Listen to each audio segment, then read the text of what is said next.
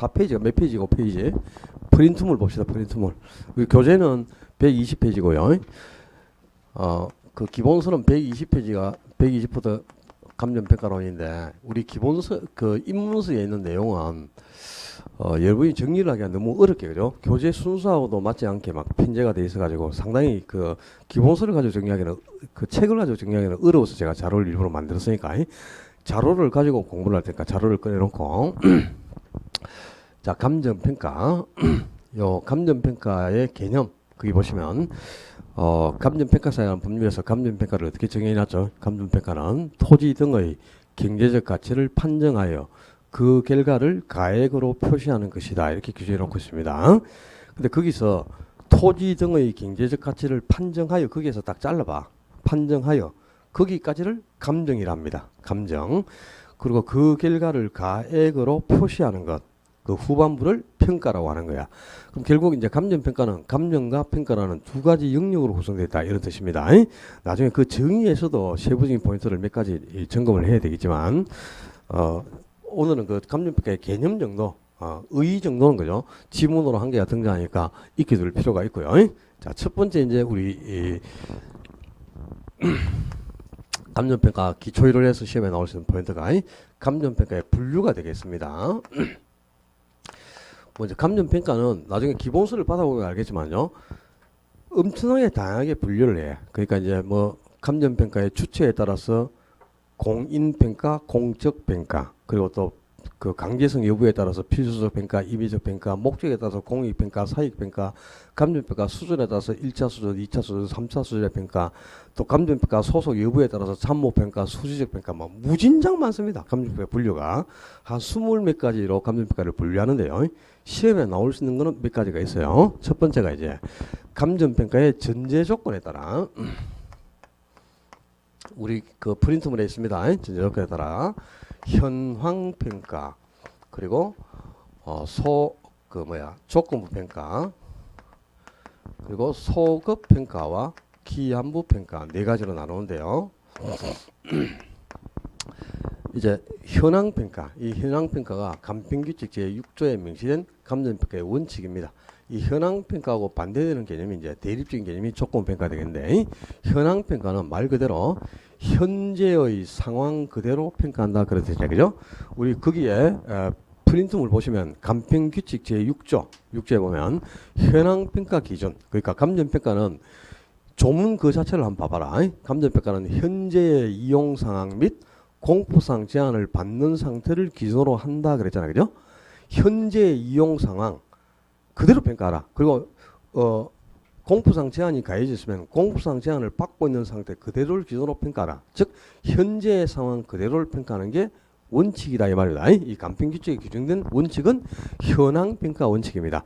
현 상황 그대로 평가하는 게 원칙이죠. 다만 이제 예외적으로요. 조건부 평가도 가능하고 또 소급 평가도 가능한데 이 조건부 평가는 현재 상태에서 어떤 조건이 성취될 걸 전제로 평가한다 그런 뜻이네. 자, 무슨 말인가 하니까 지금 이 토지의 가격을 평가하고자 해요. 근데 이 토지가 지금 그린벨트로 묶여 있다. 개발 제한구로 지정되어 있다 이 말입니다. 그러면 공포상 제한이 가해져 있는 경우죠 지금. 근데 원칙은 어떻게 하라? 개발 제한구이 지정되어 있으면 개발이 금지됐기 때문에 가치가 아주 하락해가지고 낮은 가격이겠죠, 그죠? 근데 만약에 개발 제한 구역이 해제가 된다. 그러면 개발이 가능해지면서 높은 금액으로 평가될 수 있겠죠? 지금 이 개발 제한구로 지정된 토지를 평가할 때 개발 제한구역 상태 그대로 공포상 제한을 받고 있는 상태 그대로 이 토지의 가격이 3천만 원 정도다. 이렇게 해서 아주 낮은 금액으로 평가했다. 이거는 현재 상황 그대로를 기준으로 평가한 거죠. 이게 현황평가란 말이야.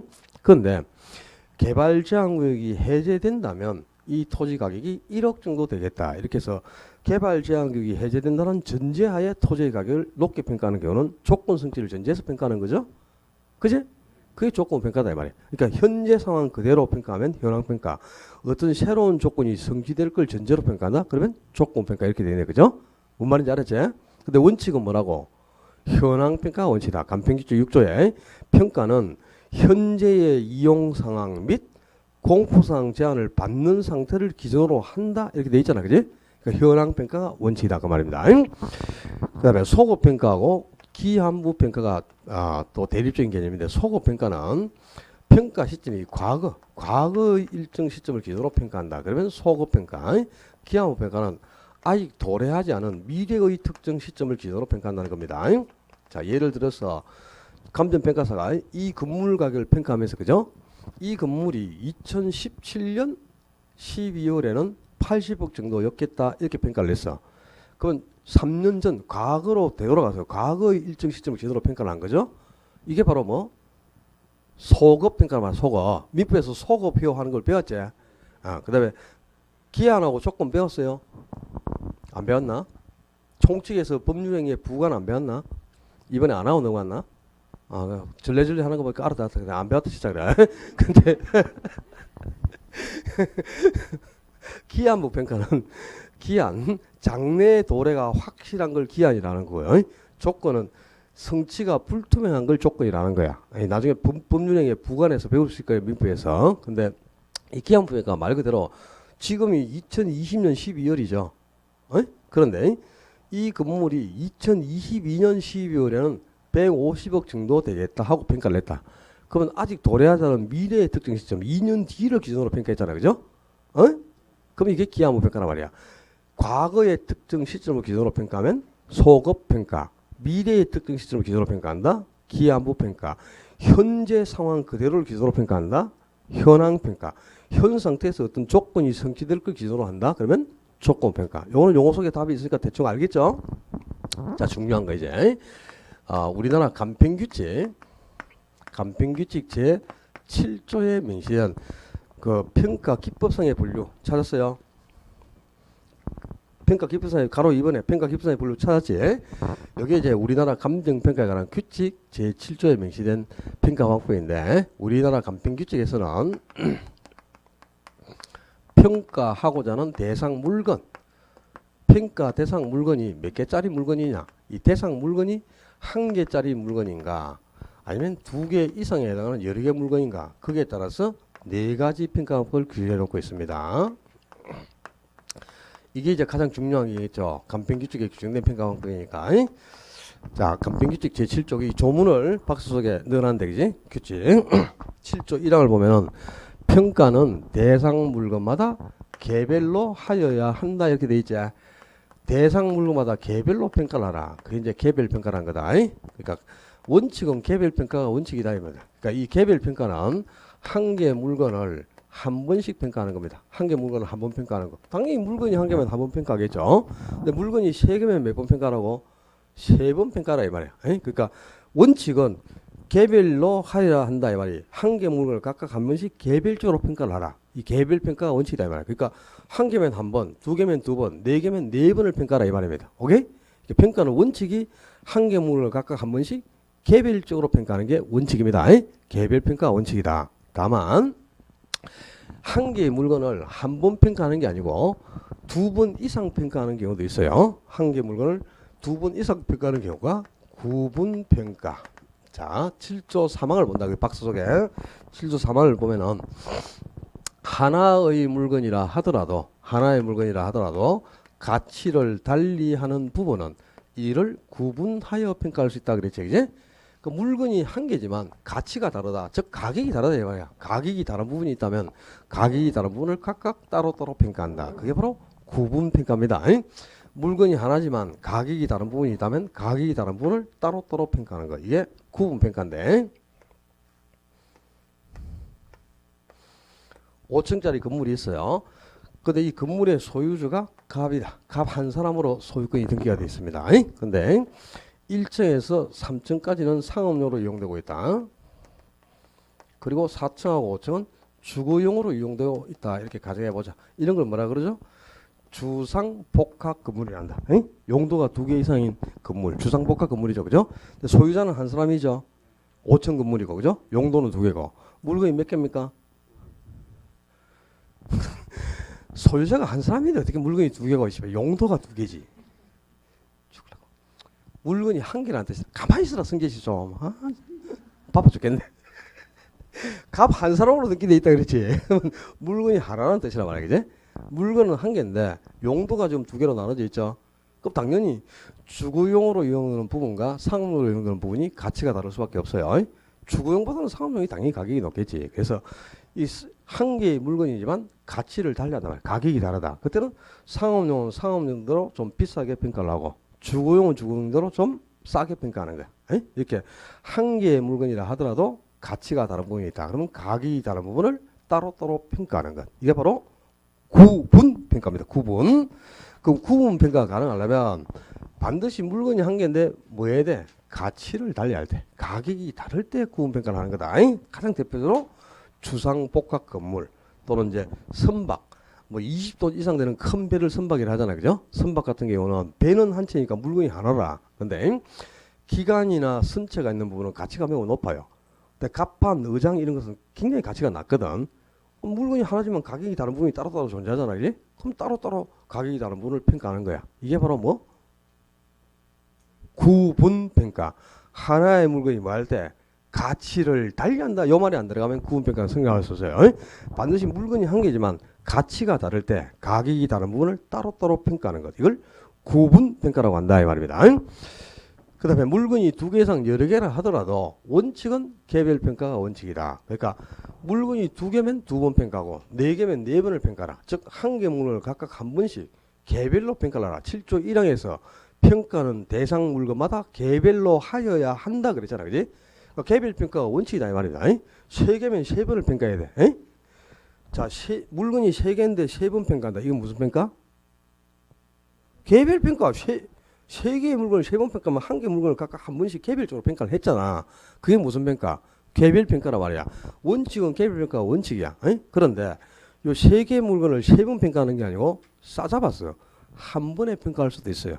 그게 이제 일괄평가. 자, 7조 2항. 7조 2항을 보면 두 개 이상의 물건이 두 개 이상 여러 개다 이 말이야. 두 개 이상 물건이 일체로 거래되거나 용도상 불가분의 관계가 있는 경우에는 이를 일괄하여 평가할 수 있다 그랬네. 그지? 근데 두 개 이상 여러 개 물건을 일체로 거래한다 이 말이 뭐냐? 한 번에 매매한다 이 말입니다. 한 번에. 그때는 싸잡아서 그냥 한꺼번에 평가하는 거야. 또 여러 개 물건인데 용도상 불가분의 관계가 있어요. 그 얘기는 다른 말로 바꾸면 여러 개의 물건이 두 개 이상 물건이 마치 한 개처럼 일체로 이용이 되는 중이다 그런 뜻입니다. 그러니까 두 개 이상 물건이 용도상 서로 불가분의 관계가 있어서 마치 한 개처럼 일체로 이용되고 있다. 이때도 일괄해서 평가한다 이 말입니다. 일괄이나 포괄이 같은 말이거든. 포괄은 묶는다 이런 뜻이지.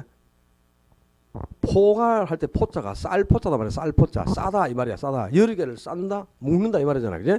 그럼 이건 반드시 두 개 이상 여러 개에서만 가능한 거죠. 한 개에서는 일괄평가라는 건 있을 수가 없겠지. 한 개는 한 번 평가하면 되니까 개별평가죠. 또는 구분평가를 하거나 그래야 되는데, 그지? 여러 개를 묶어야 일괄이라는 말을 쓰지. 그러니까 이거는 반드시 일괄평가는 두 개 이상 물건에서만 가능한 겁니다. 자, 토지하고 건물이 구성된 복합 부동산이 있어요. 부동산이 몇 개죠? 두 개. 토지와 건물의 등기가 등기부가 따로 존재하니까 토지, 건물은 각각 별개의 부동산이다. 그럼 부동산이 지금 두 개라는 뜻이죠. 그 원칙은 토지 가격 따로, 건물 가격 따로 두 번 평가해야 돼. 이게 무슨 평가? 개별 평가. 근데 이 두 개의 물건을 한 번에 평가할 수도 있어요. 자, 토지하고 건물의 소유자가 갑이라는 한 사람으로 동일인이다. 소유자가 한 사람으로 동일인인데 토지, 건물을 한 번에 매도하고자 한다 이 말이야. 그러면 두 개 이상 물건을 일체로 거래한다 이 말이죠. 그죠? 그때는 따로따로 두 번 평가할 필요가 없어. 그냥 토지, 건물 가격을 합쳐서 7억 이렇게 평가할 수 있다 이 말이야. 이게 두 개 이상 물건을 일체로 거래하고자 하거나 또는 용도상 불가분의 관계에 있어서 마치 한 개처럼 일체로 이용되고 있다. 예를 들어서 지금 이 토지의 용도가 주거지역으로 지정돼 있어. 주거지역으로. 근데 건물의 용도가 주택이라. 그럼 토지하고 건물은 용도가 뭐죠? 주거용이라는 용도로 일치하지. 둘 다 주거용이잖아 용도가. 그지? 이게 두 개의 물건이 용도상 불가분의가 있고 마치 한 개처럼 일체로 이용이 되고 있다 이런 뜻입니다. 이때도 따로따로 두 번을 평가할 필요가 없어. 그냥 토지, 건물 가격을 합쳐서 한 번에 7억 이렇게 평가할 수 있다 이 말이야. 이렇게 두 개 이상 물건이 첫째 일체로 거래될 때 또는 용도상 불가분의 관계에 있어서 마치 한 개처럼 일체로 이용되고 있을 때는 일괄 평가한다 이 말이야. 일괄. 그리고 이제 일괄 평가에 예외가 또 있다. 썩을 뭐 예외가 얼마나 많은지. 어? 이게 이제 7조 4항에 규정된 부분 평가가 되겠습니다. 자, 7조 4항을 보면은 일체로 이용되고 있는 물건의 일부분에 대하여, 일체로 이용되고 있는 물건의 일부분에 대하여 특수한 목적이나 합리적 이유가 있는 경우에는 그 일부분을 평가할 수 있다 그래서. 그러니까 이제 일체로 이용되고 있는 물건은 원래 어떻게 하라? 일괄해서 평가를 해야 돼요. 일체로 이용되고 있는 물건은 한 번에 일괄 평가를 하라 그랬잖아, 그죠? 근데 그 중에 일부분에만 특수한 목적이나 합리적 이유가 수반되어 있다면 그 합리적 이유가 있는 일부의 가격만을 따로 평가한다 이 말이야. 그러니까 일부의 가격을 평가하니까 뭐? 부분 평가되어 있죠, 그죠? 일부만을 평가하니까. 오케이? 자, 정리해보자. 도로가 이렇게 있어요. 이게 토지가 하나 있는데 이게 전체가 1번지다. 1번지. 그리고 가격이 전반부 후반부 할 것 없이 전체가 제곱미터당 10만원 수준이다. 자, 그러면 이게 지번이 몇 개고? 한 개죠. 하나의 지번이 붙는 토지를 무엇이라는가? 한 개의 지번을 갖는 토지를 뭐라 그랬어? 필지라 했다, 그래? 그럼 필지가 몇 개고? 한 개. 가격 수준이 비슷한 일단은 소지. 가격이 한 개로 형성된 한 덩어리를 뭐라 했다? 획지. 그럼 지금 획지도 몇 개? 한 개죠. 한 개의 필지가 하나의 획지로 구성되어 있지. 필지가 한 개라는 말이 무슨 말일까요? 물건이 한 개다 이 말이야. 이 필지가 하나의 지번이 붙는 토지를 1필지라고 하는데 필지가 한 개면 물건이 하나다. 필지가 세 개면 물건도 세 개다 이런 뜻이다. 필지가 소유권을 구분하는 기준이니까. 그럼 지금 지번이 한 개 붙으니까 필지가 한 개면서 물건도 한 개죠. 근데 가격도 한 개로 통일돼 있어. 10만 원으로. 그죠? 그러면 이거 전체 면적에 10만 원 곱해버리면 한 번에 그냥 얼마고 바로 평가 가능하죠. 이렇게 한 개의 물건을 한 번에 평가한다. 이게 무슨 평가지? 한 개의 물건을 한 번 평가하는 게 개별 평가. 그러니까 1필지가 1획지로 구성되어 있으면 개별 평가한다는 뜻입니다. 근데 이럴 수도 있겠죠. 역시 도로면에 토지가 있는데 이게 전체가 1번지 토지다. 지번이 한 개가 붙었어. 근데 토지는 도로에 접할수록 가치가 높고 도로에서 거리가 멀어지면 가치도 점차 하락한다 그랬죠. 이게 도로에서 깊이가 깊어지면 깊어질수록 가치가 점차 하락한다. 이걸 깊이 가격 체감 원리라고 하는 거예요. 깊이 부수록 가치가 하락하는 거. 그래서 도로에 접한 부분은 제곱미터당 10만 원 수준이다. 근데 중간 부분은 한 8만 원 수준이고 끝자락은 길에서 아주 멀어졌죠. 제곱미터당 5만 원밖에 안 돼. 자, 지번은 한 개인데 가격이 세 개로 나눠져 있어요. 필지가 몇 개? 필지는 하나, 획지는 세 개. 그러면 한 개의 필지가 여러 개의 획지로 구성이 됐지. 그럼 필지가 한 개라는 말이 무슨 말이고 물건이 하나다 이 말이야. 그지? 이거는 전체가 한 개 물건입니다. 한 개. 물건은 한 개인데 가치를 달리하고 있지. 가격이 다르다. 그러면 전반부는 10만 원 곱하기 면적, 가운데는 8만 원의 면적을 곱하고 끝자락은 5만 원의 면적을 곱해가지고 따로 평가해야 되겠죠. 그죠? 자, 하나의 물건이라 하더라도 지금 가치가 다른 부분이 생겼지. 그럼 가치가 다른 부분을 따로 평가한다. 무슨 평가? 그래서 1필지가 여러 개의 획지로 구성되어 있는 경우는 무슨 평가한다고? 구분 평가한다 그 말입니다. 그제? 역시 도로변에 토지가 있다. 네. 요거 1번지, 가운데 2번지, 끝자락 3번지다. 지번이 몇 개고? 3개입니다. 필지가 세 필지제. 근데 1번지, 2번지, 3번지가 전부 제곱미터당 10만 원으로 똑같다 가격이. 그럼 가격은 10만 원으로 한 개로 통일되어 있으니까 획지는 하나죠. 지번이 3개가 됐을까? 필지는 세 필지다 말이야. 그지? 여러 개의 필지죠. 여러 개의 필지가 가격은 전부 한 개로 통일되어 있으니까 하나의 획지로 구성되어 있다. 그지? 근데 필지가 여러 개라는 말은 물건이 여러 개다 이 말하고 같은 거죠. 필지가 세 필지면 물건이 세 개라는 뜻이다. 두 개 이상 물건이죠. 두 개 이상 물건인데 가격이 전부 한 개로 통일되어 있지. 그럼 두 개 이상 물건이 마치 한 개처럼 일체로 이용되고 있다 이 말이다 말이야. 그럼 요 경우에는 1, 2, 3번지 전체의 면적에 10만 원을 곱해버리면 한 번에 평가 가능하죠. 이렇게 1, 2, 3번지 세 개의 물건을 한 번에 평가했다. 여러 개의 물건을 쏟아부어서 한 번에 했어. 무슨 평가? 여러 개의 필지가 한 개의 획지로 구성됐으면 일괄평가한다 그 말입니다. 에이? 자, 한 개 물건을 한 번 평가했다. 개별 평가. 에이? 물건이 한 개지만 가치가 다른 부분이 있어 가격이 다른 부분을 따로 평가한다. 구분 평가.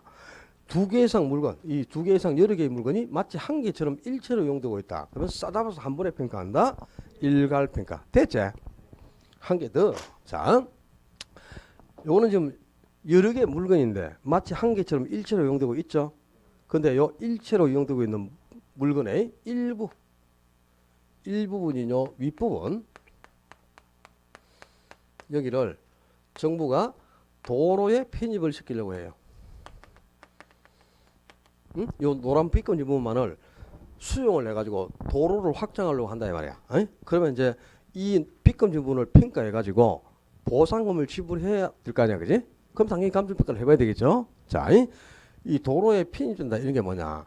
일체로 이용되고 있는 물건의 일부에 대해서 특수한 목적이나 합리적 이유가 수반되어 있다 이 말입니다. 지금 그러면 이 합리적 이유가 있는 요 일부의 가격만을 따로 평가하는 거야. 이게 무슨 평가? 부분 평가. 알겠죠? 자, 원칙은 우리 간평규칙 제7조 아까 간평규칙 6조에서는 간평규칙 6조 감정평가에 관한 규칙 제6조에서는 평가는 현재의 이용 상황 및 공포상 제한을 받는 상태를 기준으로 한다. 그렇게 해서 현황평가 원칙을 규정해놨어요. 현재 상황 그대로 평가라. 6조 7조에서는 평가는 대상 물건마다 개별로 행하여야 한다. 개별로 해야 한다. 개별평가 원칙. 그러니까 지금 원칙이 두 개 나왔죠. 원칙은 개별평가가 원칙이다. 근데 물건이 한 개지만 가격이 다른 부분이 있다. 가치를 달리할 때는 구분평가고, 그죠? 두 개 이상 물건이라도 원칙은 뭐? 개별평가. 한 개 물건을 한 번씩 평가한 게 원칙이라 무조건. 그러나 이 두 개 이상 물건이 일체로 거래가 된다. 또는 용도상 서로 불가분의 관계에 있어서 한 개처럼 일체로 이용이 될 때는 일괄해서 평가한단 말이야. 그리고 이게 지금 일체로 이용되고 있는 물건인데 그 중에 일부 일체로 이용되고 있는 물건의 일부에 특수한 목적이나 합리적 이유가 있다. 그럼 그 합리적 이유가 있는 일부의 가격만을 평가해요. 그게 뭐? 부분평가. 됐지? 자, 우리 시험에서는 이 구분평가요. 구분평가, 그 다음에 부분평가. 이 영어가 부분하고 구분. 참 어렵죠, 그지? 그래서 이게 요걸 이제 반대로 되는 경우가 많습니다. 이 구분하고 부분을 구분하지 못하면 정말 구분 없는 사람 된다. 구분 없는 사람한테 잘 챙겨놔야 되겠고요. 6페이지 부동산 가격의 평가. 자, 6페이지에 가면은 우리 간평규칙 제5조에서는 감정평가 가격은 시장 가치를 기준으로 한다. 이렇게 해서 시장 가치 기준칙을 첨부해 놓고 있어요. 그러니까 대상 물건에 대한 감정평가액은 시장 가치를 기준으로 결정한다. 그렇게 되어 있을 거야. 아마 6조. 그게 6조가 아니고 5조. 5조 조문 봤지? 대상 물건에 대한 평가액은 시장 가치를 기준으로 결정한다. 그러니까 감정평가 가격은 시장 가치를 기준으로 한다. 즉 감정평가사가 가격을 평가할 때는 시장 가치를 기준으로 평가하라 이 말인데요. 이 시장 가치라는 게 뭐냐 이 말이야. 시장 가치. 요 개념을 아셔야 돼. 시장 가치 개념. 시장 가치란 5가지 요건이 구비되는 가격을 시장 가치라고 하는 거예요. 그러니까 거기 자 그 프린트물의 박스 속에 5조 간평규칙 5조를 보면 시장 가치를 기준으로 가격을 결정하라 그랬죠. 근데 시장 가치란 5가지 요건이 구비되는 가격이다 이 말이야. 자, 줄치면서 따라야 돼. 시장 가치란 평가 대상이 되는 물건이 줄친다. 첫 번째 1 줄치고요. 통상적인 시장에서 줄치고 1. 통상적인 시장에서. 두 번째 2. 충분한 기간 동안 거래를 위하여 공개된 후 2번. 그게 줄치고 2번. 3. 물건의 내용에 정통한 당사자 사이에 줄치고 3. 물건의 내용에 정통한 당사자 사이에 3. 4번에 신중하고 자발적인 거래가 있을 경우 줄치고 4. 그 다음에 5번째 성립될 가능성이 가장 높다고 인정되는 가액을 말한다. 그게 줄치고 5. 그러면 시장 가치는 이렇게 5가지 요건이 구비된 가격이라 그런다 이 말이지. 그러니까 5가지 요건이 구비된 가격을 시장 가치라고 하는데 참 어렵다, 그지? 이 5가지 요건이 동시에 구비된 가격 그게 시장 가치예요. 그러니까 자, 첫째 시장 가치라. 첫 번째가 통상적인 시장에서 그랬잖아, 그지? 그 첫 번째 조건을 통상적인 시장성이라고 합니다. 요게 구비돼야 된다 이 말이야. 이 통상적인 시장성이라는 게 뭐냐? 누구나 참여가 가능한 공개된 시장에서 누구나 쉽게 사고 팔 수 있는 시장성이 있는 물건이 거래가 됐을 때 그때 거래된 가격이 시장 가치다 그런 뜻이다. 어떤 사람은 참여할 수 있는데 어떤 사람이 참여할 수 없으면 그는 시장이 아닌 거고요. 또 누구든지 쉽게 사고 팔 수 있는 물건이어야 돼. 시장성이 있는 물건. 그게 거래될 때 그게 시장 가치가 되는 거지. 그죠? 대구시청을 1,000억에 팔았다. 그게 시장 가치가 아니야. 왜? 대구시청은 누구나 쉽게 사고 팔 수 있는 시장성이 있는 물건이 아니다 이 말이다. 뭐 동사무소, 공공기관, 학교 이런 걸 우리가 쉽게 사고 팔 수 있는 건 아니죠. 그런 게 거래됐을 때 그때 가격은 시장 가치가 아니에요. 누구든지 참여가 가능한 시장에서 누구나 쉽게 사고 팔 수 있는 물건이 거래가 됐을 때 그때 거래된 가격이 뭐라고? 시장 가치다 이 말입니다. 두 번째, 충분한 기간 동안 거래를 위하여 공개된 후 그랬잖아, 그죠? 그 두 번째 조건을 출품 기간의 합리성이라고 합니다. 그러니까 출품 기간이 합리적인 상태에서 거래가 됐을 때 그게 시장 가치다 그런 뜻인데요. 이 출품 기간이란 매도자가 물건을 매각하기 위해서 시장에 출품을 했잖아요. 내 물건을 팔려고 내놨단 말이야. 근데 매수인이 이 물건이 시장에 팔리려고 나왔다 하는데 인지하는 데 걸리는 시간, 이걸 보통 출품기간 이렇게 표현합니다. 근데 부동산은 출품기간이 어느 정도 소요된 상태에서 거래가 되는 게 합리적이라고 보느냐, 길어야 좋은 게 아니라 또 충분한 기간 동안 거래를 위하여 공개된 후 그랬으니까 출품기간이 장기해야 좋다. 장기성 이렇게 고치면 안 되고 합리적이게 한다면 합리적. 어느 정도 보통 부동산은 2개월에서 4개월 정도가 소요된 상태에서 거래되는 게 가장 바람직하다 이렇게 봅니다. 자, 이 건물이 지금 매각하기 위해서 나와 있어요 시장에. 나와 있는데 얼마에 나와 있을까 우리 이 건물이? 이 10층 건물인데 지금 130억에 나와 있습니다. 130억에 130억인데 이 130억짜리를 팔려고 내놨는데 그지? 3일 만에 거래가 됐다. 그 말이 무슨 말일까? 급매가 이루어졌다는 뜻이야. 급매. 이런 가격은 시장 가치가 될 수가 없어요. 그 다음에 저기 어디 뭐 용현사 가다 보면 그죠? 어디 산자락 끝에 밭댕이가 하나 있어가지고 그 밭을 한 개 팔려고 1,000만 원짜리 정도 되는 밭을 하나 팔려고 내놨는데 그죠? 2년 4개월 만에 팔렸어요. 만약에 그것도 시장 가치가 아니다 이 말이야. 그러니까 시장 가치가 되기 위해서는 부동산은 통상적으로 출품을 하고 나서 약 2개월에서 4개월이 소요된 상태에서 거래가 되는 게 가장 바람직하다고 보고 있어. 그렇게 거래되는 가격을 시장 가치라고 한다 이 말이야. 세 번째는 물건의 내용에 정통한 거래 당사자 사이에 그랬잖아, 그죠? 그 세 번째 조건을 당사자의 정통성이라고 합니다.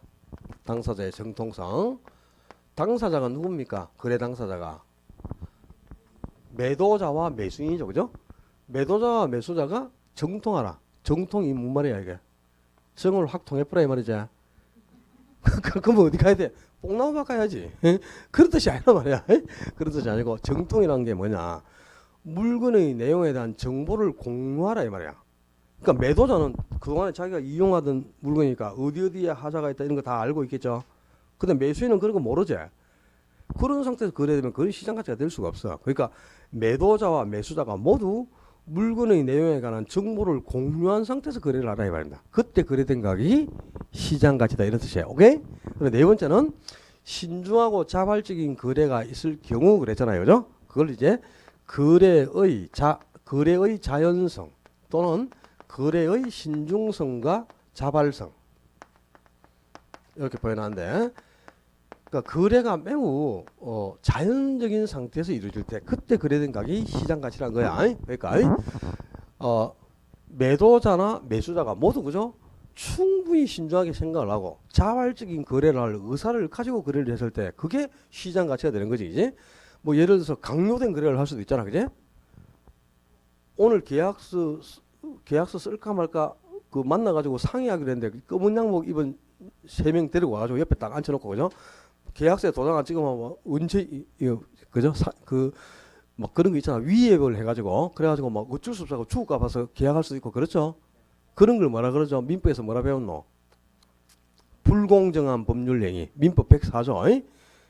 불공정한 그 현저히 공정을 잃은 법률행위는 그 무효로 한다 이렇게 해서 민법 104조에 나와 있죠. 그게 불공정한 법률행위 아니야, 그지? 다 배웠을 건데 법률행위에서 차고 사기 강박 불공정한 법률행위 차고 사기 강박은 뭐하고 취소할 수 있고 불공정한 법률행위 반사회적 위반 행위가 있잖아, 그죠? 뭐 선풍기라 하더라 우리 민법생은 선량한 풍속 기타 사회질서 그걸 옛날에는 공서양속 이렇게 봉해놨거든요. 공공질서 선량한 풍속 그걸 위반한 법률행위는 뭐다? 무효잖아. 그러니까 불공정한 법률행위도 무효죠. 차고 사기 강박 제한 능력자의 법률행위는 뭐 무효가 아니고 취소할 수 있는 거고 이게 이제 차이점이지. 취소하고 무효는 완전히 다른 거야. 그러니까 근데 이제 이게 강요된 거래를 할 수 있잖아, 그죠? 강요된 거래 그거는 시장 가치가 될 수 없어. 그렇게 거래된 가격은. 그 다음에 또 공공기관하고 거래를 할 수도 있죠. 그것도 시장 가치가 될 수가 없어요. 그리고 언니, 오빠, 친구, 누나, 동생 이런 사람 잘 아는 지인 사이에 거래를 했다. 그때도 사정이 개입되겠죠. 내가 잘 아는 사이인데 그죠? 2억 받아도 제대로 2억 받겠어요. 그냥 뭐 한 1억 9천만 주지 뭐 이렇게 해서 계약할 수도 있잖아, 그죠? 그런 거는 시장 가치가 될 수가 없다 이 말이야. 그러니까 매수자 쌍당사자가 신중하게 생각을 하고 자연적인 의사를 가지고 정말 자발적으로 거래할 생각을 가지고 거래를 했을 때 그때 거래된 가격이 시장 가치라는 거예요. 그리고 다섯 번째는 성립될 가능성이 가장 높다고 인정되는 가액을 말한다 그랬잖아요, 그죠? 성립될 가능성이 가장 높다고 인정되는 가격. 그게 이제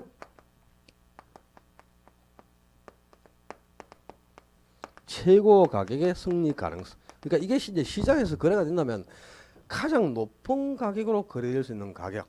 그런 가격으로 평가를 하라 그 말이에요. 그러니까 이제 감정평가사가 어떤 물건의 가격을 평가할 때는 시장 가치를 기준으로 결정한다. 그래서 그게 뭐냐? 이 물건이 5가지 요건이 모두 구비된 상태에서 거래가 이루어진다면 이 물건의 가격이 얼마 정도 되겠다 하는 걸 평가하라 이 말이에요. 그래서 시장 가치를 기준으로 결정한다 이렇게 규정되는데 이게 감평 규칙이 개정되기 전에는 감정평가 가격은 정상 가격으로 결정한다 이렇게 돼 있었다. 또 지금 이 감정평가에 관한 우리 감정평가에서 배우는 법은 그죠? 지금 우리가 배우고 있는 거는 감평 규칙. 그 다음에 또 감정평가 및 감정평가에 사용한 법률 요 2개의 법을 배우고 있는 거예요. 근데 이와 유사한 법이 또 있어요. 가격 공시에 관한 법률이라는 게 있어요. 그 가격 공시에 관한 법률에서는 가격 공시표에서는 적정 가격 이렇게 표현하고 있습니다. 근데 우리 지금 배우고 있는 게 감평 규칙을 배운단 말이야. 옛날에는 정상 가격을 기준으로 한다 뭐 이렇게 돼 있었지만 지금은 시장 가치를 기준으로 한다 이렇게 바뀌었단 말이에요, 용어가. 그러니까 이런 용어 기억하면 안 돼. 감정평가 가격은 뭘 기준으로? 시장 가치를 기준으로 한다. 시장 가치란 평가 대상이 되는 물건이 첫째 통상적인 시장에서 두 번째 충분한 기간 거래를 위하여 공개된 후 세 번째 물건의 내용에 정통한 당사자에 네 번째 신중하고 자발적인 거래가 있을 경우 다섯 번째 성립될 가능성이 가장 높다고 인정되는 가격을 말한다. 5가지 요건이 구비되는 가격이라. 근데 우리 시험에 나오는 거는 이렇게 나와요. 지문으로 한 개 나온다. 시장 가치란 해가지고 지문을 딱 해서 이 정의를 시험으로 내는 거야. 그러면 지금 5가지 요건이 구비되려면 정의가 길어야 되겠지. 시험지에 지문이 최소한 3줄 이상 가야 시장 개념이 맞는 겁니다. 그러니까 한 줄이나 두 줄로 시장 가치란 뭐 한정된 시장에서 성립될 가능성이 가장 높다고 인정되는 가격을 만다. 이러면 두 줄밖에 안 돼. 지문이 틀린 거야 무조건. 어떻게 기억해라? 시장 가치는 참 길다. 이렇게 기억하라고. 길다! 이렇게 해서 지문이 길어. 최소한 3줄 이상이 나와야 맞는 거지. 한 줄이나 두 줄로 개념을 정의하고 있죠. 그럼 무조건 틀린 거야. 알았죠? 이거 여보 다 외우고 뭐 자시고 할 것도 없어. 그냥 나는 설명을 하니까 다 얘기를 해야 되지만 그러니까 개념이 딱 한 줄이 아니죠. 한 줄로 나오면 틀리고 두 줄로 나와도 틀린다. 최소한 석 줄 이상 시험지. 그래야 맞다 이렇게 기억을 해요. 시장의 개념은 길다 이렇게 기억해놓고 자 원칙은 이제 감정평가가 시장 가치를 기준으로 결정한다 그랬잖아, 그죠? 근데 이제 예외적으로 시장 가치가 아닌 다른 가치를 기준으로 평가하는 경우도 있어요. 시장 가치가 아니라 시장 가치 이외의 가치를 기준으로 평가하는 경우도 있는데 이 경우는 딱 3가지 예외에 해당해야 됩니다. 그 예외 기억해야 된다. 첫째, 법령에 다른 규정이 있을 때. 두 번째, 의뢰인이 요청할 때. 세 번째, 사회 통념상 필요하다고 인정될 때. 이 3가지 경우에 한해서는 시장 가치 이외의 가치를 기준으로 평가할 수 있다 이 말입니다. 예를 들어서 세무서에서 그죠? 이 건물에 세금을 부과해야 되겠죠. 그때 세무서에서 이 건물 가격이 110억 정도 되겠구나 하고 평가를 했어. 그런 시장 가치가 아니고 과세 가치라고 하는 겁니다. 과세 산정액을 목적으로 평가했다 이 말이야. 그다음에 어떤 건물이 화재가 났어. 화재가 나가지고 불에 타서 없어져 버려 전소가 됐단 말이야. 그러면 이제 보험회사에서 보험금을 지급하기 위해서 이 건물 가격이 얼마 정도였겠지 하고 평가를 해봐야 되겠죠. 그때 평가한 가격은 보험 가치라고 하는 겁니다. 보험 가치. 그다음에 이 건물을 건물주가 담보로 정하고 은행에 돈을 좀 빌려고자 한단 말이야. 그럼 은행이 그죠? 자, 이 건물을 담보로 50억이나 빌려달라는데 50억 빌려줘도 될까 하고 평가를 한번 해봐요. 그때 평가한 가격은 담보 가치라고 하는 겁니다. 시장 가치가 아니고. 그러니까 이렇게 법령에 다른 규정이 있거나 또는 의뢰인이 요청하거나 사회 통념상 필요하다고 인정되는 세 가지 경우에 한해서만 시장 가치가 아닌 시장 가치 이외의 가치를 기준으로 평가할 수 있다 이 말입니다. 그래서 우리나라 감평규칙은 지금 세 가지 원칙이 천명된다. 그지? 5조에서는 감주평가 가격은 시장 가치를 기준으로 결정한다. 시장 가치 원칙. 6조에서는 평가는 현재 이용 상황 및 공포상 제한을 받는 상태를 기준으로 한다. 뭐? 현황 평가 원칙.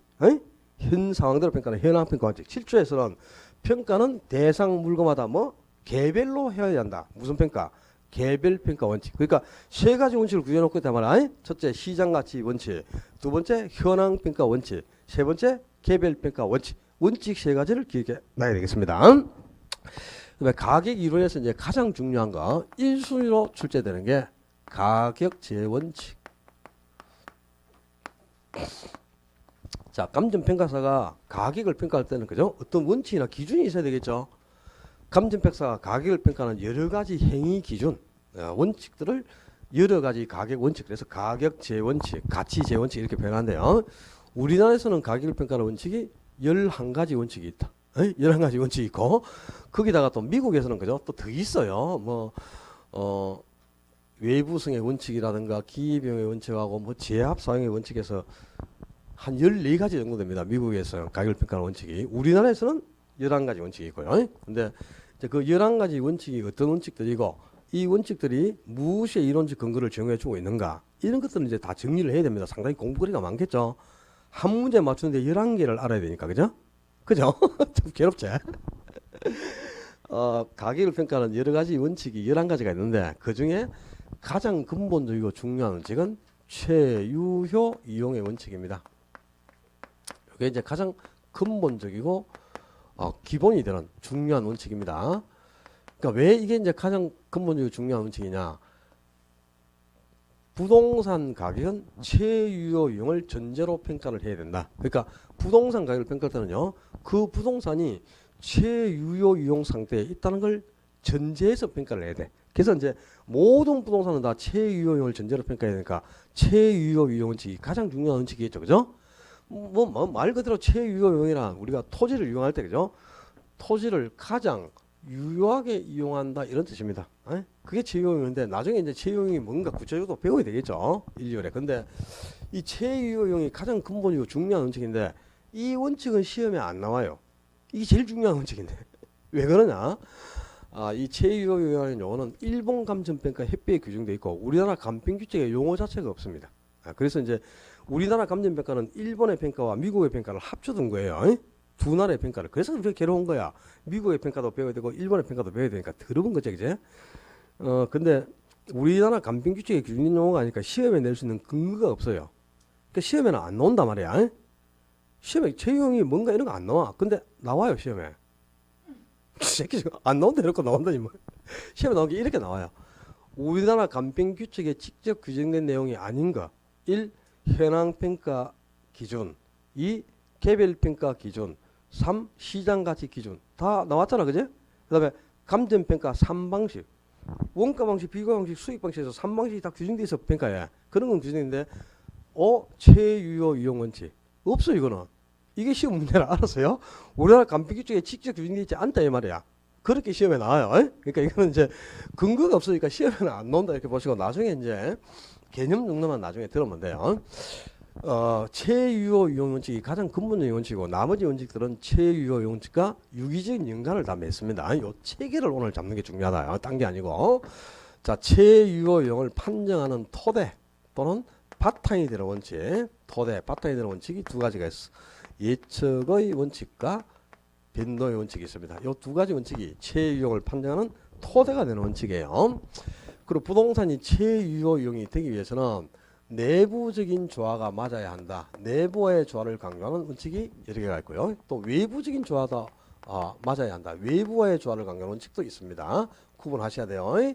자체 내부의 조화를 강조하는 원칙이 기여의 원칙, 그리고 균형의 원칙, 수익 최정 체감의 원칙, 그리고 수익 배분의 원칙. 이 네 가지 원칙은 내부의 조화를 강조하는 내부 공간 원칙입니다. 그리고 부동산이 또 최유용이 되기 위해서는 외부의 조화가 맞아야 한다. 외부의 조화를 강조하는 원칙이 두 개가 있다. 경쟁의 원칙과 적합의 원칙이 있어요. 이 두 가지는 외부와의 조화를 강조하는 원칙입니다. 그리고 자, 그럼 토대가 되는 원칙의 두 개, 내부의 조화를 강조하는 원칙의 네 가지 원칙, 외부 조화를 강조하는 원칙이 두 개. 그러면 8가지 원칙이 나왔잖아, 그죠? 최유용 빼놓고 8개 원칙이 나왔지.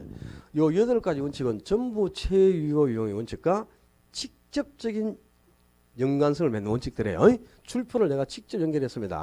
그런데 최유용 원칙과는 직접적인 관련을 가지지 못하고 간접적으로 연계되는 원칙, 간접 연관을 맺는 원칙도 두 개가 더 있습니다. 이거는 직접 관련을 갖는 원칙이 아닙니다. 이 간접 연관성을 갖는 원칙에 수요 공급의 원칙, 수요 공급의 원칙하고 대체의 원칙이 있어요. 그래서 이 최유용까지 합치면 이제 11가지 가격 원칙이 다 나왔지.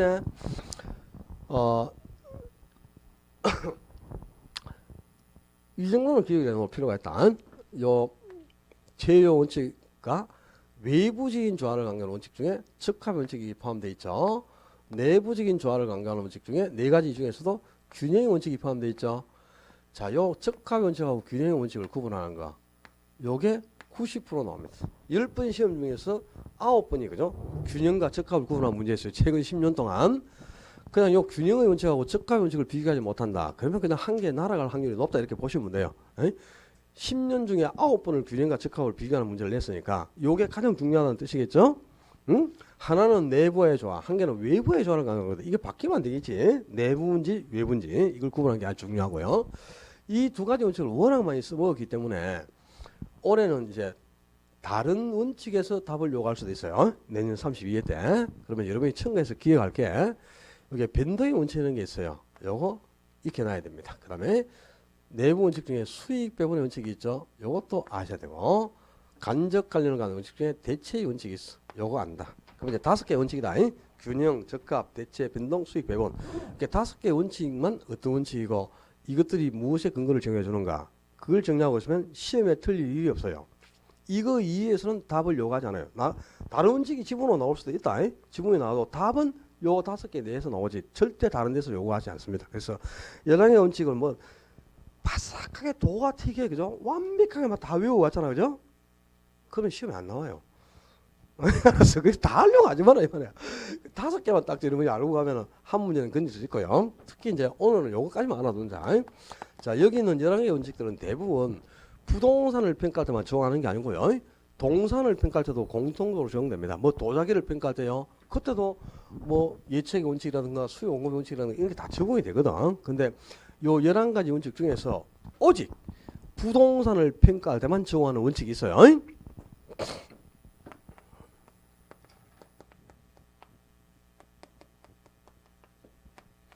부동산을 평가할 때만 적용되는 고유의 원칙, 부동산 고유의 원칙이 있다. 요 두 개 기억해야 됩니다.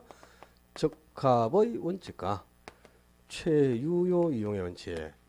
요 두 가지 원칙은 일반 재화를 평가할 때는 적용하지 않는다. 오직 부동산 가격을 평가할 때만 적용되는 가격 원칙이다. 이렇게 해서 일단 체계만 잡아도, 그리고 내부와의 조화를 강조하는 원칙에 균형의 원칙, 외부와의 조화를 강조하는 원칙이 적합의 원칙. 내부 외부 요 차이점만, 적합하고 균형은 요 차이점만 오늘 우선 알아두자.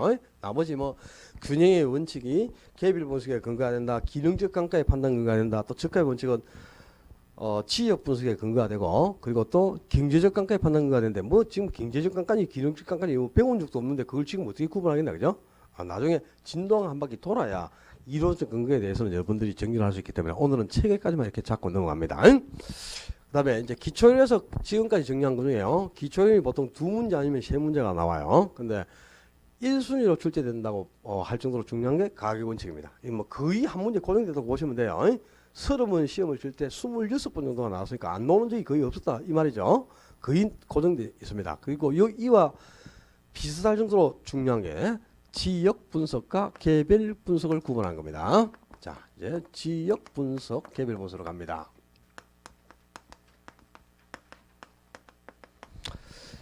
지역 분석, 개별 분석을 할 때 요 분석자 앞에 용어가 한 개 생략돼 있어. 가격 형성 요인이나 가격하고 가치는 같은 말이에요. 그러니까 가치 형성 요인이랑 같은 말이야. 그러니까 지역 분석은 지역의 가치 형성 요인을 분석하는 작업, 개별 분석은 개별적인 가격 형성 요인을 분석하는 작업이다. 이런 뜻인데 무슨 말이냐? 이런 뜻이에요. 평가사가 지금 이 물건의 가격을 평가하고자 한다. 가져보자. 그럼 이 물건이 이제 평가하고자 하는 대상 부동산입니다. 평가 대상 부동산. 그런데 이 평가하고자 하는 대상 부동산은 반드시 어떤 지역에 속해 있단 말이야. 지금 예를 들어서 요 부동산 가격을 평가하고자 한다. 그럼 이 부동산은 지금 여기 진천동이라는 요 지역 속에 있죠. 그죠? 요 대상 부동산이 속한 지역이 있습니다. 요 대상 부동산이 속해 있는 지역을 인근 지역이란다. 인근 지역. 응? 근데 인근 지역은 용도가 한 가지 용도로 집단화된 지역이에요. 그래서 대상 부동산이 주거용이라면 주택이라면 이 지역은 전부 주택들이 대부분 밀집되어 있습니다. 물론 중간중간에 숲도 끼어 있고 뭐 공간도 하나씩 있고 하지만 주 용도는 주거용으로 집중되어 있다 이 말이야. 근데 주택이라도 대상 부동산이 만약에 아파트라면 아파트가 밀집되어 있고 대상 부동산이 이게 단독주택이죠. 그럼 단독주택들로 대부분 밀집된 지역이야. 또 대상 부동산이 공장이라면 그죠? 여기는 대부분 공장들이 주로 밀집이 되어 있다 이런 뜻이야. 이렇게 주거용이나 상업용, 공업용, 농업용 이런 어떤 한 개의 특정 용도를 중심으로 집단화된 지역을 인근 지역이라 한단 말이야. 그러면 여기 이제 진천동이라는 지역 사회가 있죠. 여기 진천동, 상인동, 뭐 저기 뭐 도원동, 유천동 이런 지역 사회가 있잖아, 그죠? 그 지역 사회 한 개에는 무수히 많은 인근 지역이 존재해요. 여기에 만약에 진천동이라는 지역 사회가 있다. 그럼 여기는 아파트가 집중된 인근 지역도 있고요.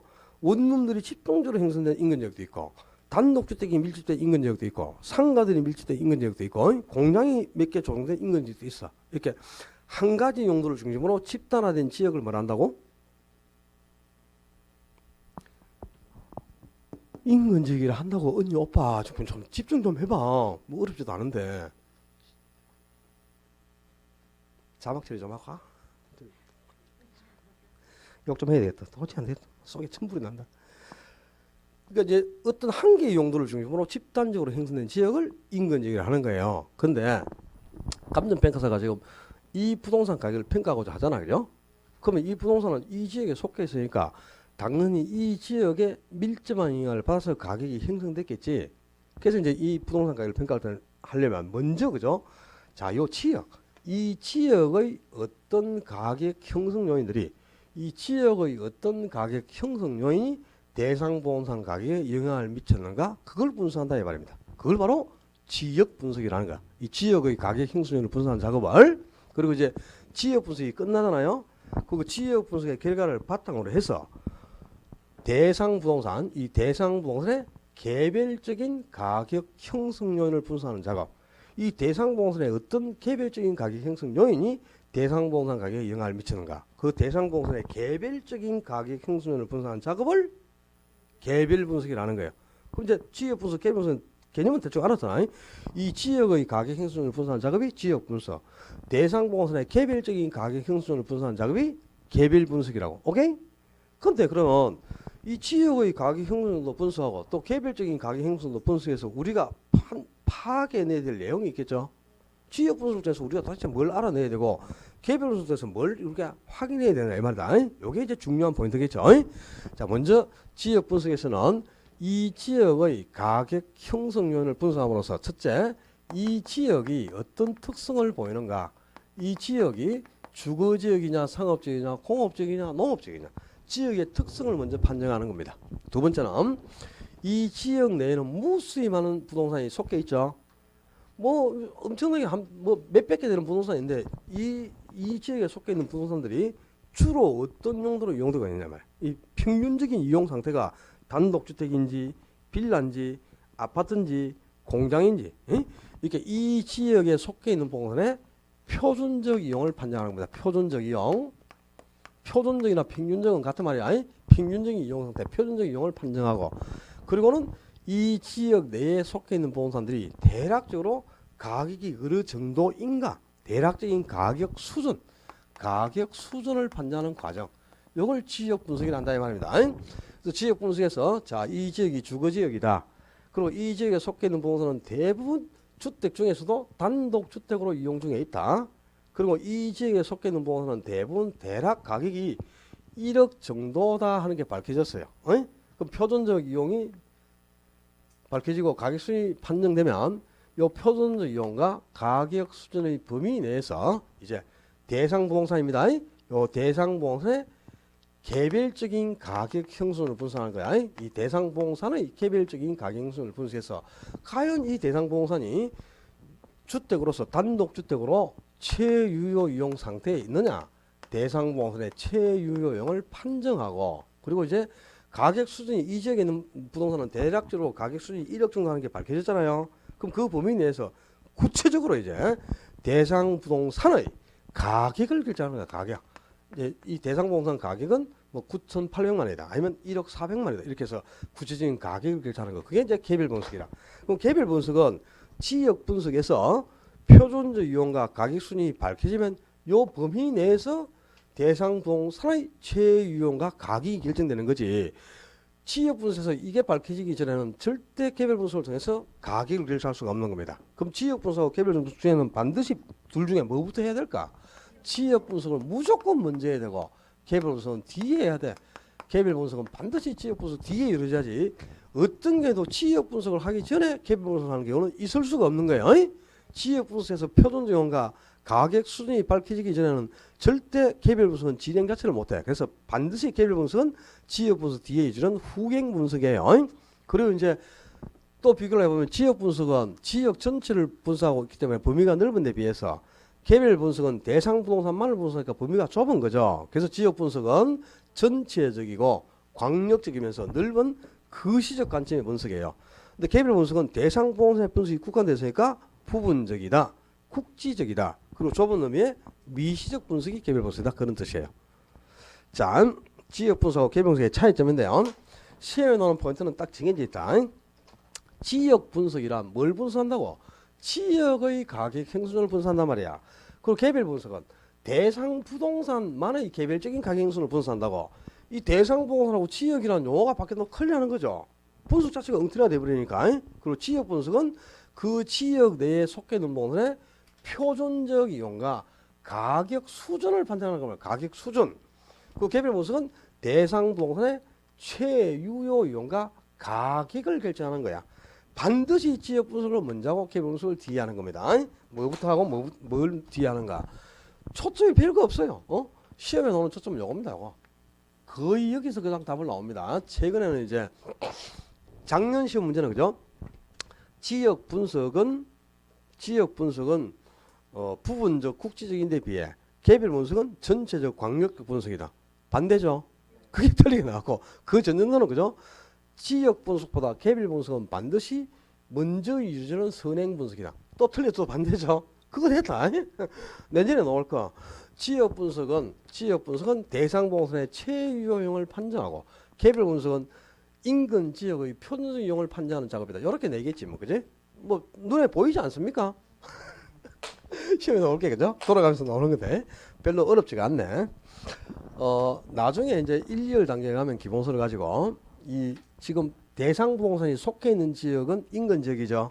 그럼 이 인근 지역은 대상 부동산 가격에 직접적인 영향을 미쳤겠죠. 근데 지금 대상 부동산은 요 인근 지역에만 있는 겁니다. 요 지역에 지금 속해 있으니까 그지? 근데 대상 부동산은 속해 있지 않아요.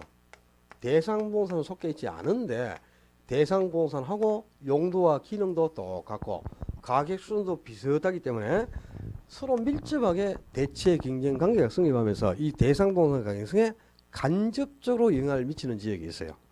이런 지역을 유사지역이라는 거야. 유사지역. 그리고 지금은 인근지역하고 용도가 달라. 인근지역은 지금 주거지역이죠. 주거지역인데 여기는 그지? 농지라 농지. 근데 나중에 이걸 주택을 짓기 위해서 택지로 용도를 바꾸고 있어. 응? 그리고 여기는 지금 공업지라. 공업지인데 공장이 집중되어 있는 공업지인데 주택을 짓기 위해서 주거지로 용도를 바꾸고 있어요. 그럼 이런 지역들은 용도가 지금 변경 중에 있는 지역이잖아. 그죠? 자, 농지 지역이 택지 지역으로 변경 중에 있는 이 지역 상원의 용도가 변경되고 있는 토지를 뭐라 했죠? 후보지. 그리고 주거지, 상업지, 공업지 이거는 전부 택지에 포함되는데 택지 지역 내에서 주거지, 상업지, 공업지 간에 이렇게 용도가 바뀌고 있는 걸 이행지라 그랬잖아. 그지? 근데 후보지나 이행지는 용도가 지금 한 장 변경 중에 있는 지역이죠. 이런 지역들을 통틀어 주변 용도 지역이라고 합니다. 근데 이 주변 용도 지역도 이제 대상봉사 강행성에 간접적인 영향을 줘요. 그래서 이것도 이제 분석이 대상이 되는데, 자, 요 인근 지역하고 유사 지역하고 주변 용도 지역을 합치니까 가장 큰 테두리가 하나 완성이 됐지. 그죠? 이 타원형 테두리를 동일 수거권이라고 합니다. 그래서 이 동일 수거권 전역이 대상봉사 가격성에 직접 영향을 주거나 간접적 영향을 주고 있는 거예요. 그래서 지역 분석 시에 분석을 해야 될 지역은요, 인근 지역만을 분석하는 건 아닙니다. 인근 지역과 유사 지역과 주변 용도 지역을 포함하는 동일 수거권 전역이 분석의 대상이 되는 거야. 그래서 나중에는 이제 유사 지역이 뭔가, 동일 수거권이 뭔가 이런 개념도 조금 첨가하면 되는데요. 별거 없어요. 빼대는 이거밖에 없어. 시험에 나오는 초점이. 여기서 거의 90% 이상 답을 요구하니까요. 지역 분석하고 개별 분석에서 나오는 것까지 못 맞춘다.